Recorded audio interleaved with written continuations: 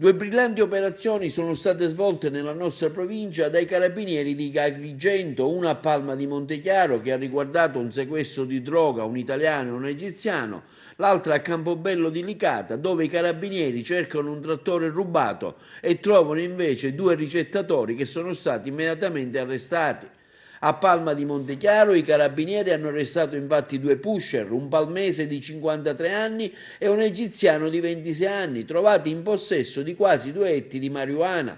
Nel corso di uno dei frequenti e mirati servizi per la prevenzione dello spaccio di stupefacenti, i militari della stazione di Palma di Montechiaro hanno deciso di controllare un'abitazione in campagna con annesso ovile, sospettando che proprio lì, al riparo degli occhi indiscreti, vi fosse un certo traffico di sostanze stupefacenti. I carabinieri, dopo aver fatto ingresso nel terreno, hanno intercettato due uomini intenti ad armeggiare all'interno della casa con diverse dosi di marijuana, trovata anche fuori dalla casa e dentro il bagagliaio di un'autovettura sistemata lì vicino, per un totale di quasi 2 etti di erba, pronti a essere confezionata e venduta. A quel punto, con l'accusa di detenzione ai fini di spaccio e di sostanze stupefacenti, i due uomini sono stati arrestati e tradotti e messi a disposizione dall'autorità giudiziaria.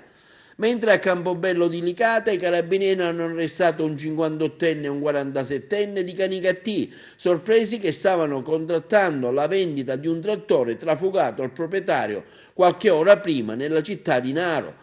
Nelle prime ore del mattino di ieri, infatti, un cittadino si è recato dai carabinieri alla stazione di Naro a denunciare proprio il furto del suo cingolato. I militari hanno subito dinamato così le ricerche del mezzo in tutta la provincia. Incessanti sono state le condotte dei colleghi che hanno permesso di individuare proprio a Campobello di Licata il mezzo agricolo simile a quello rubato. I carabinieri si sono così appostati tra la vegetazione sulla collina, dalla quale hanno notato movimenti sospetti di tre uomini che armeggiavano intorno al mezzo. Da lì l'idea di intervenire subito. Uno dei tre, probabilmente l'aspirante acquirente, è riuscito però a fuggire, mentre i due ricettatori che stavano contattando la vendita del mezzo agricolo sono stati bloccati.